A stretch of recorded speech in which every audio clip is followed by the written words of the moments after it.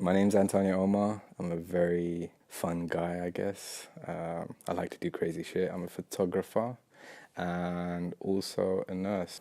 I was born in Kenya. My father is Arab. He's of Yemen descent. My mother's half Ugandan, half Spanish. And what do you identify as? Kenyan, since I was born in Kenya. Do you think your cultures clash at times? My cultures do clash at times, especially um, from my father's side. Most of them tend to look down on my mother's side since they're of different race. But at the end of the day, it's what you actually feel, loved or attracted to. So yeah. But the cultures, whereas like if certain things were to happen in this side of the family would be kind of deemed as disrespectful in this kind of culture. Yeah, there were always clashes, but we tried to look aside. Do you think it would be easier not to be mixed? No, I'm really happy with the way I am. It kind of helps me with a lot of things, but then again, there are downsides. But I just try to look at them in a different perspective rather than as a negative thing. So yeah. So, what are the downsides and what are the upsides? The downsides is usually when um, you're in a very non-mixed crowd and you kind of feel like you're the only one there. Um, but at the same time, you kind of just push on. You do get certain discrimination here and there, but it's part of our daily life, I guess. But the mixed side of it, the positive side, was actually quite nice because yeah, interaction is key. In what environment do you feel most comfortable? Like around what people? More towards the black side or like the ethnic side. So like ethnic minorities, you'd have the Asians, you'd have the Africans, you'd have Jamaicans.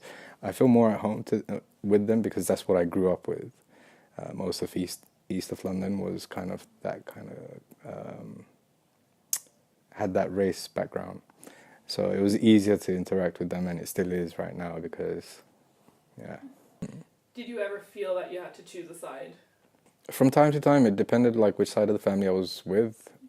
So let's say with my father's side, um, most of his sisters are kind of like racially prejudiced, like especially to anyone who's black and stuff like that. So it's like I had a lot of clashes with them, and from time to time where like I grew up and I had that kind of a voice where I could speak up and say, hey, like you know what, it's part of your life. Get used to it.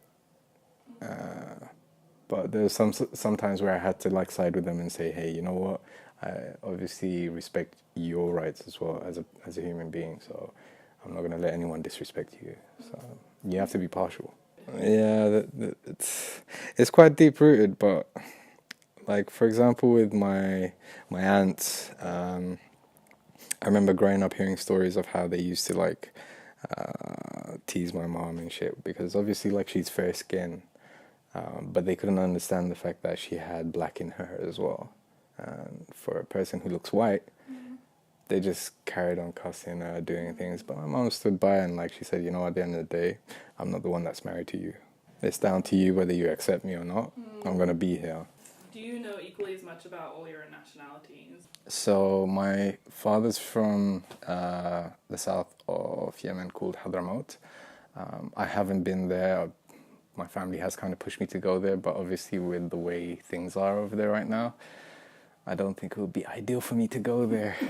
Next thing you know, I have like security watching and yeah, no. But I've been to Kenya, I've been to Uganda, I've been to Spain.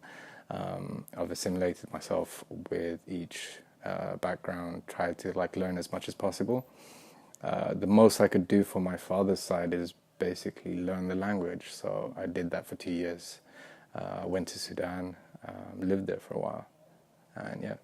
I mean, one thing I find a lot here in London is, especially like within the first world, when families do come and migrate here and they start raising their kids, it tends to be the fact that the kids don't even want to learn anything, or they don't try and keep the language or the cultural backgrounds or the traditions or anything like that.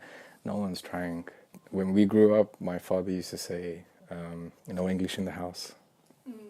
English will be outside, but when you come back inside, it's Swahili. Try and learn your language.